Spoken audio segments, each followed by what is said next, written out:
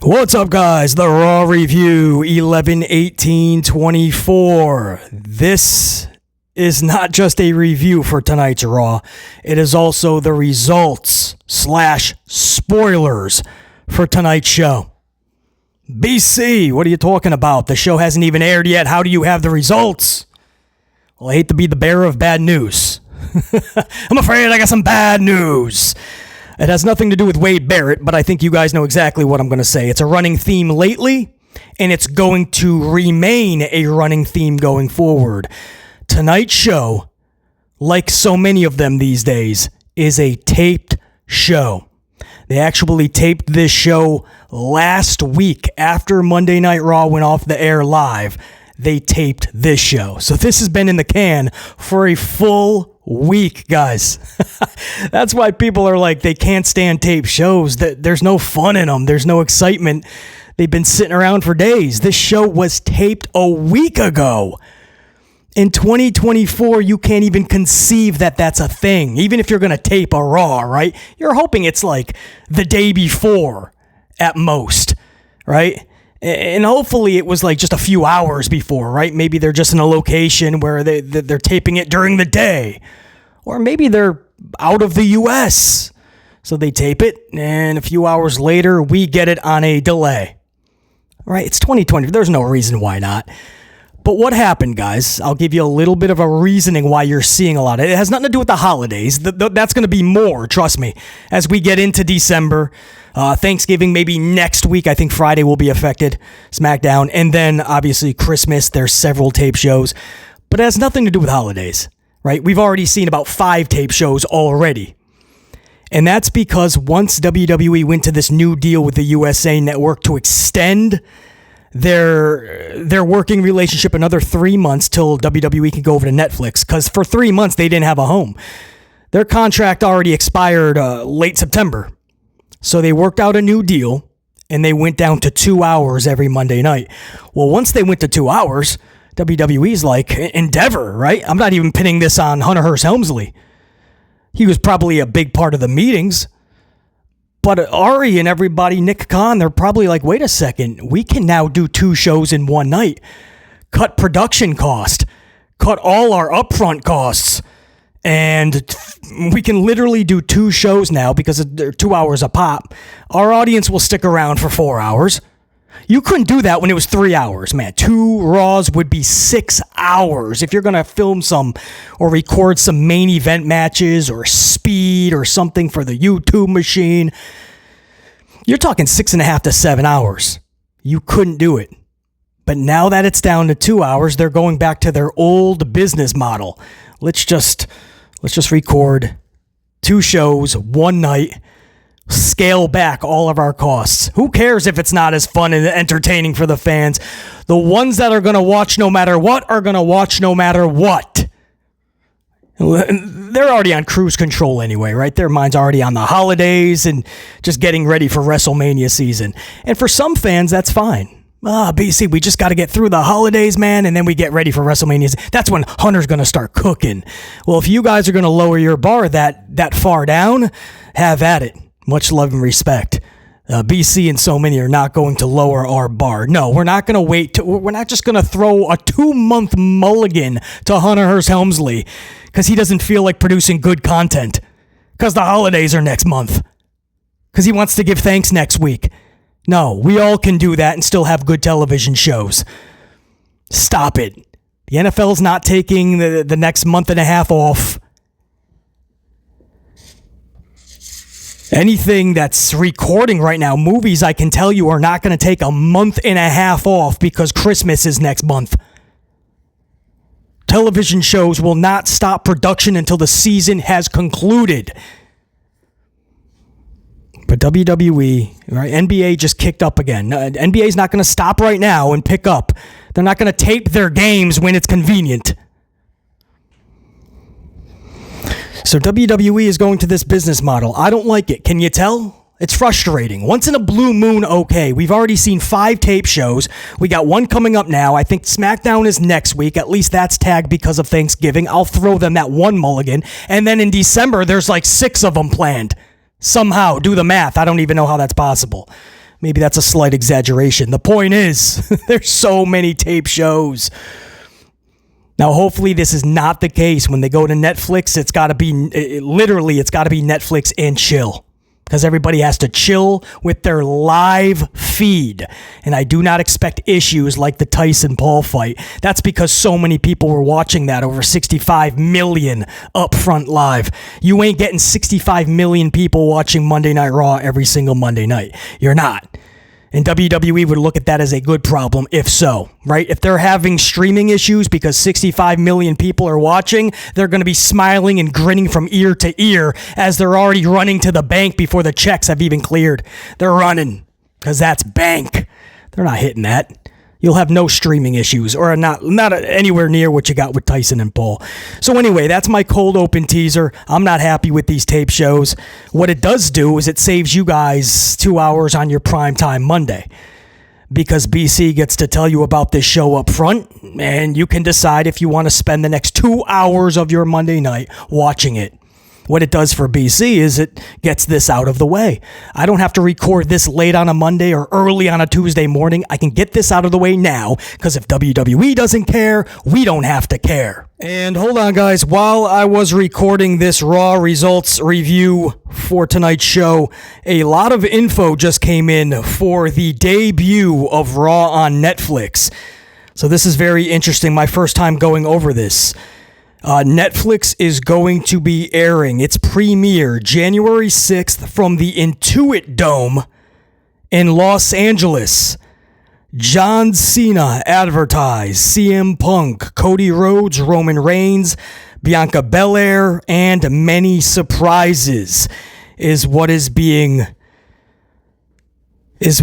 advertised thus far. So there you go. So John Cena, we knew was going to be happening. We didn't know if that was just going to be one of a pop-up surprises that night, or are they going to announce it ahead of time? That was the first name on this press release. So John Cena is going to be one of the major selling points.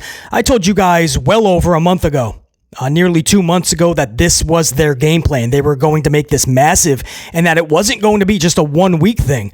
That whole first month especially, Netflix is going to go really heavy on star power. And if you guys look at some of the names here, Cody Rhodes, Roman Reigns, Bianca Belair, I mean, they're all SmackDown, all of them. John Cena and CM Punk was the only other ones in this press release. Well, John Cena's not even an active full-time roster member. CM Punk is Monday Night Raw, part-time-ish, I mean, recently anyway. So the big names, it's all from the blue brand, and they're being promoted for the red brand, and that's what I mean. You just got to stop this brand split. If you're not going to be able to pull it off, and you're constantly going to need to be pulling superstars to go any which way you want them to, whenever it fits your convenience, then it's not a brand split. Right, we're starting to see this nonstop. Naomi showing up to Monday Night Raw the last couple of weeks. That doesn't make any sense. I love Naomi, but she's in gear and everything. Adam Pearce isn't like, what are you doing? Tiffany Stratton, Nia Jax, just because she just had something with Liv Morgan. But going into Survivor Series, that match wasn't made official. Tonight it's going to be. That Women's War Games. But why is all this SmackDown talent just showing up, and Monday Night, it's vice versa, and nobody even, commentators, they don't even try to explain it because Hunter's not giving them anything. He's just like, don't say anything. Hopefully the fans will overlook the minor details that these people aren't even on the show. I mean, if Steve Urkel showed up on the show of Friends, right? So you have Ross, Chandler, Monica, Rachel, and there's Steve Urkel. People are going to go, what is Steve Urkel doing on this show? Sorry, BC popped himself on that one. Just pictured Steven Urkel on the couch, drinking a coffee with the cast of Friends, right? That's funny. You thought about it. But what's not funny is WWE constantly doing this, because that's them admitting they don't have any star power on these shows. There's nobody of name equity. So they have to constantly grab from the blue brand to send over here. Or when Raw does have somebody of value, they take that equity and they spread it out over here. And if you can't do the brand split correctly, don't do the brand split at all.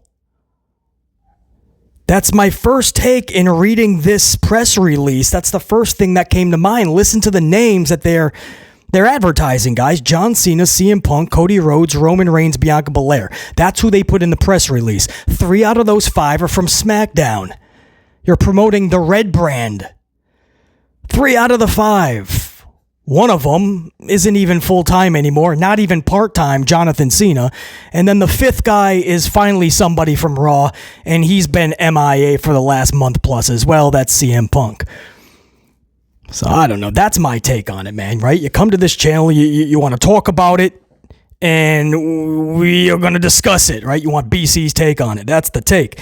Raw is severely lacking right now, and if they go back to the 3-hour format on Netflix, you better be bringing stars. And if you're telling me that Sethington Rollins is the big star, then we have issues, right? It's CM Punk for sure, but who is with him? Seth and his damn sing-along. A lot of fans like BC, we're going to need more than that from Seth Rollins if we're going to put him up there. Because Seth, so much of the time, can be so damn boring. You say Drew McIntyre, he's a heel, and he's damn better as a heel, by the way. There's no reason Drew should be turning face. So he could be one of your diabolical heels. I look at Drew as a better heel right now than Gunther, who's too busy shaking all the face's hands. I'm just dropping amplified truth. So that's the problem we have on Monday Night Raw, and that has never been more evident than right now as they're promoting the big Netflix premiere. But I do like when they say "and surprises," so I really hope that is not just bringing back legends from 30 years ago, which BC always loves to see, by the way. But I hope they get fun with this, right? And they actually include them as a big part of the show. Not just bring back a bunch of the 80s wrestlers and have them playing poker backstage with Ron Simmons and JBL. And something funny happens with Tozawa or R-Truth. And Simmons just says, "Doom." We've done that every year, 2 or 3 times a year. Let's get more creative than that. Let's have more fun than that. Let's do better than that. And the biggest piece of info in this press release, Hunter Hearst Helmsley is confirming that Travis Scott will be doing the Monday Night Raw theme when we go to Netflix. That is massive. The theme songs for these shows has been a hot topic for years now, and I'm talking wrestler themes and now show themes. Because for years, wrestler themes have been horrendous. We long for the days of old school Jim Johnston, right? And those epic themes that he would create. And now they went to this conglomerate machine and they just cannot produce anything that is memorable. The music hits these days, I have to think about who it even is, guys. Back in the day, the theme music would hit. You knew who was coming out. You'd be on your feet because you were pumped. Now the music hits. I'm like, who is it? Who is it? You don't even know anymore. You don't even know anymore because the music is so generic. And then the theme music, right? And then there is the actual show themes. Monday Night Raw, when it goes to Netflix, the theme song will be from Travis Scott. I know nothing about the dude. I mean, literally. It says here he is a rapper. With the pick that they have presented with this headline, I will fully believe that he is. Judging by this pick, it doesn't look like he would be entrenched into country music. It doesn't look like somebody, this Travis Scott, that would be, Def Leppard, Metallica, Travis Scott, right? Some rock and roll. It looks like I can believe that he is indeed a rapper. I'm hoping that he is a good rapper. Maybe I've heard some of his songs, actually. I never know who is singing what these days, who's rapping what. I hear it. I decide if it's good or not. If it's good, I hope to hear it again. If it's not, I hope to never hear it again. But I could not care less enough to start seeing who it's from and seeing what else they do. So that's why it's not just Travis Scott or rap, even rock or country. That's just that's how I've always been. Odd, maybe, but it's how I've always been. So I don't know anything about this Travis Scott, but I really am hoping that this dude is good because we cannot do another rap song that doesn't connect or fit with professional wrestling. And it just seems that for years now, Every single year, these shows for their theme music anyway, it's getting worse and worse and worse. It seems like the last rock theme that we've had on Monday Night Raw was, I believe, Burn It to the Ground, right? Nickelback? I believe anyway. And I can't believe I'm saying this, but I would take that over anything we've gotten in the last several years. Whether you like the back of nickels or not, I hear you. And I know they're easy to make fun of, and they're the butt of all jokes. I get it.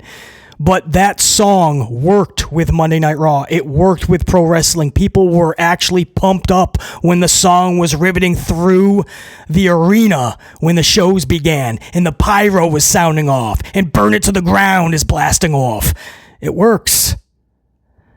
And the last several years, these rap songs, man, I'll do old school hip hop jams. I'll do new, tried and true, legit rap music on these shows if they work, if there's a connection to it. But it has to work. It has to be in conjunction with one another. These songs, man, Raw's last couple of themes, last 3, SmackDown's new theme song. I mean, they are so bad. It does not get you pumped up. It gets you ready to throw the TV, the remote control, everything associated with it right out the window. Doesn't get you pumped up, man. Or maybe it does. I mean, I'm sure for some of you guys, it's your cup of coffee, right? Maybe you're jamming along. For me, there's no hook. There's no excitement to it. There's no pulse to it. It's not a pro wrestling theme song. And they just keep doing the same thing over and over and expecting a different result. And then they wonder why the crowd's not pumped up when we go live and the camera is panning around and nobody cares. It's because they're not pumped up, bro. You give them no pyro. You give them no music to jam out to. This is music where you want to lay back with maybe a little something, you know what I mean? You got the boys with you, like, yeah, man, Raw's on. I get that, but not for the live crowd. So I don't know. Alls I heard is Travis Scott. This is what this says right now, man. Travis Scott, who is a rapper, is going to be doing the theme song first. So Raw is going to stay with more rap music. At some point, can't we switch it up is all I'm asking.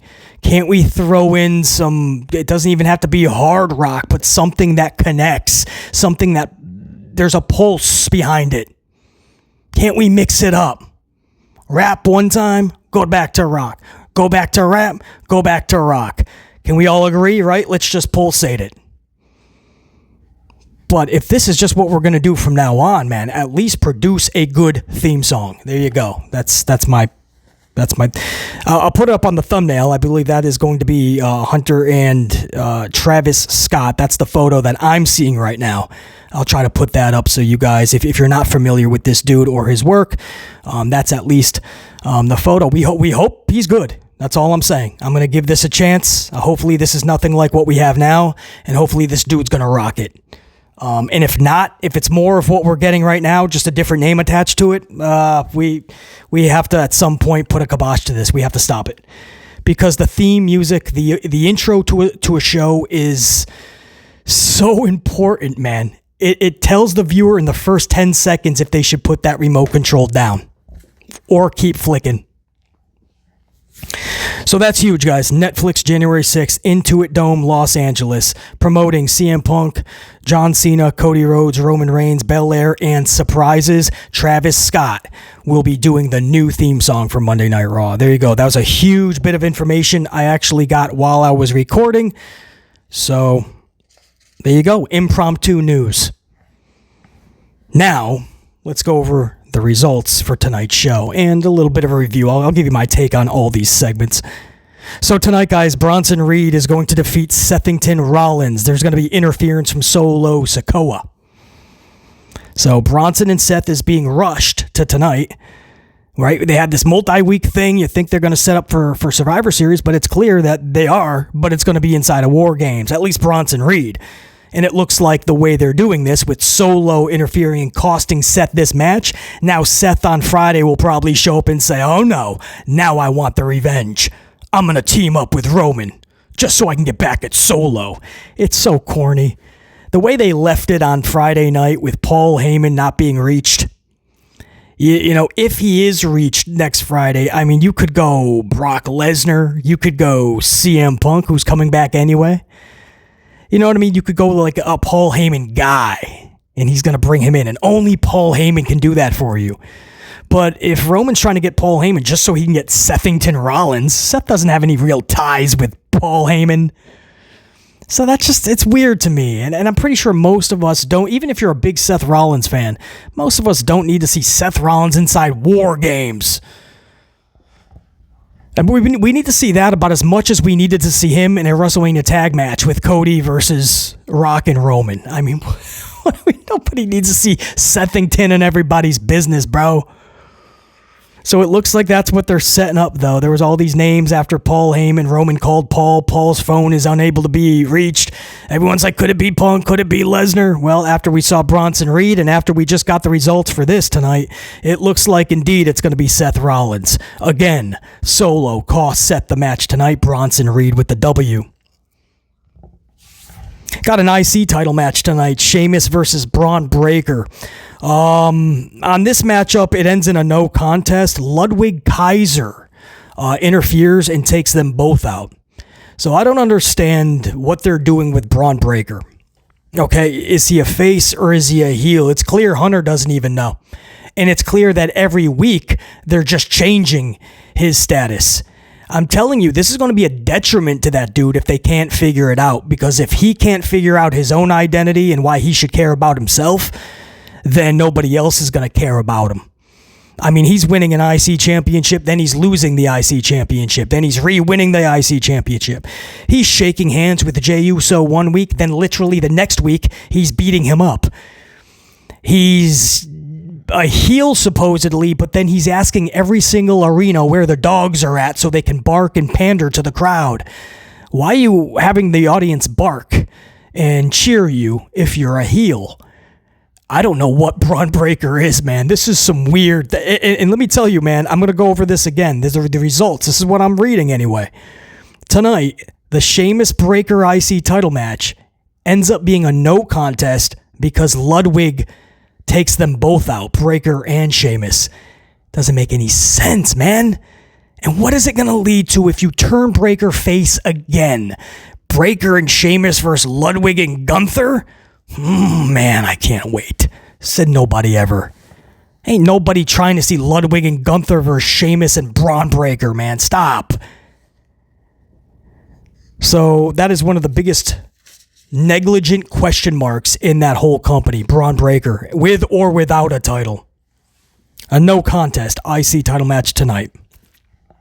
Rey Mysterio and Zelena of LWO defeat American maids Gable and Ivy Nile. So I'll say that again. Rey Mysterio and Zelena defeat Gable and Nile. Always good to see Zelena pick up W's. I think she is way better than a lot give her credit for being, and I think she deserves more, even though I hate that word. She deserves more than the company gives her. Rey Mysterio has done it all. He's boring to me, like many in this company. Rey Mysterio just doesn't do anything lately that captivates my attention. Nothing that Ray does makes BC go, man, this is so fun. So him winning with Zelena over Gable and Nile, I actually feel more sorry for Gable and Nile. Chad Gable deserves the world and has for years. Chad Gable continues to be a joke in this company. I don't know how. You ditch the Alpha Academy, he creates this new American maid, and it's even worsely booked than Alpha Academy was booked. Now we just have to ask who's the bigger jobber. Is it Tozawa or is it Chad Gable? Das War Raiders versus Dominic Mysterio and Carlito. A match set up last week by Finn Balor. He wants to make sure that Dominic's head is still in the game, still with the Judgment Day. So he tags him up with Carlito. Soften up the War Raiders because they're next in line for those tag titles. And that's exactly what happens, right? War Raiders win this match. They do defeat... who was it? Dominic Mysterio and Carlito. War Raiders take the W. So this is going to further some tension within the ranks because Balor has already been teasing that this group is breaking up. Earlier, he actually teased it even more, right? He showed a photo of just Judgment Day without Liv, Dominic, and Raquel. So it's almost like he's already fracturing them even more so. Once Damian and Rhea got Das Boot, that was the heart and soul of the Judgment Day. So bringing in Liv and adding Raquel and confirming Carlito's status, this new look Judgment Day, it looks to be fractured or being fractured even more going forward. But how much more can they truly take? I mean, you can't even look at Balor and McDonald's as tag title holders. When we say irrelevant tag title reign, or when we use words like it's not a memorable title reign, guys, that's being generous when you talk about Balor and McDonald's. They have had these tag titles for 5 months. They won it June 24th. June 24th. They've had one title defense on television. That was a couple months ago. Back in September, they defeated Xavier and Kofi of the New Day. You take away that one matchup, there are no other televised tag or pay-per-view PLE tag title defenses in 5 months by JD McDonald's and Finn Balor of the Judgment Day. And that's why people have to remind themselves, who's even who are the tag title holders? That's what, if you needed any more evidence that there is literally no tag team division. There's a bunch of tag teams and really good ones, but there's no real division. There's none. If you needed any more evidence of that, just look at the champions. Look at their matchups. Look how many times you've seen them defend those titles in 5 months. If President Jack Tunney was around from back in the 80s of WWF, every 30 days there'd be new champions if people are not defending every month. Now you can go 5 months and nobody even cares. Nick Aldis is like, who's the champs? Oh, I didn't even know you guys were the champions. Congratulations. I don't have time for you right now. So anyway, that's what I wanted to take my time with that matchup. War Raiders versus Dominic and Carlito does nothing for me. It's not going to make me watch Monday Night Raw. It'll probably make me fall asleep if I do watch that match. Hopefully I'm wrong. Hopefully it's so good. Hopefully it's rated 5 stars. But it does nothing for me. What I want to talk about is these tag titles. What is happening with them? And even if the War Raiders do get them, are we going to do something special with them and the titles finally? Or are we going to have the same type of booking with the War Raiders that we do with the Judgment Day? You guys know I'm right, man. It's not nitpicking. It's not just being negative. It is, what are we doing? Just asking a question. What are they doing in this company creatively? Because most of it makes no sense. Then we go to just a brawl, man. Rhea Ripley returns. She's only been gone for a few weeks, probably with a mask, I'm guessing. She had a broken orbital bone, I believe.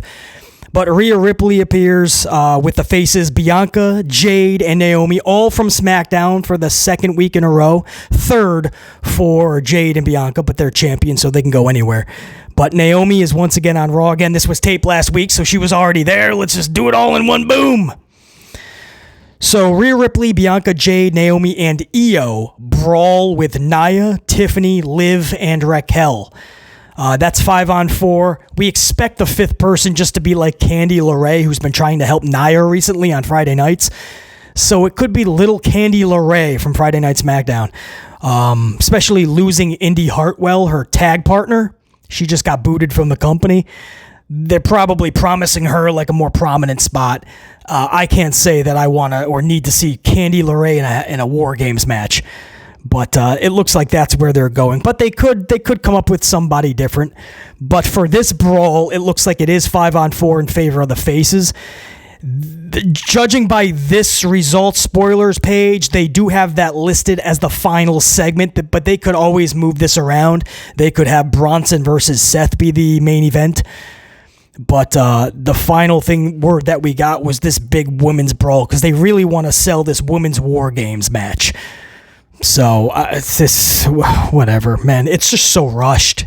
If they actually built this in a fun way and it made sense and it felt like natural, okay. But when you have Naomi just running out there in full gear last night or last week, what is that? Naomi has no business out there, bro. Her beef would maybe be with Candy LeRae, but Candy wasn't even there last Monday. And she doesn't have beef with Nia and Tiffany to the point where she'd be at Monday Night Raw in gear. And then Io's out there with them. It just looks so odd. Just looking at Io with all of this SmackDown talent and then the tag title holders, it looks weird. It doesn't look like a team that I would ever in a billion years put together for a War Games. And it literally looks like Hunter is just chucking baloney at the wall, and whatever name it lands on, like that's where he's going to put together. You know what I mean? That's it, man. I feel like he's making his matches that way with Randy and Gunther, and Randy has to come over from SmackDown because Raw doesn't have anybody anyway. And he had no plan after the match. Just shake hands, guys, and hopefully everybody just forgets the match. Where hopefully they'll forget there was even a loser. Just shake hands. Rush Cody and Gunther when it should not have been rushed. That needs multiple months, and in the future, not now. But they're going to Crown Jewel in 3 weeks. We need a match. Let's throw baloney. Oh, Cody and Gunther. Afterwards, just shake hands, guys. Hopefully nobody remembers the loser. Well, he does the same thing with tag teams and putting people together. Just random people. It's so odd. It is so frustrating. Listen, on paper, this show has more promise than last week. That much I will say. I know everything that's happening now, and it's just not, it doesn't sound fun. It doesn't sound, I don't know how much more amplified truth I can give you, man. How much more honesty. But I know a lot of you guys will catch it. I'm going to try to catch as much as I can, maybe not while it's airing, but afterwards. And, hopefully some of this stuff is better than what it sounds like on paper. But I can't stand these tape shows. There's no life behind them. There usually isn't when they're live. When they're taped, it's even worse. But we'll see what they produce. We'll talk about it tomorrow. I hope to have an impromptu upload. So make sure you guys are locked onto the channel, subscribed, notified, all the things down below. Smash it. And the second that upload goes up, you guys will be the first to know. That's it. Raw is not that far. This went a little bit longer than I would have hoped, so this will probably go out maybe an hour before Raw. So for most of you guys, it won't even be spoilers. It's going to be BC's review, my take on everything. So there you go. You didn't have to worry. No earmuffs. Till next time. There will be that next time. BC in the unit saying check you. Peace.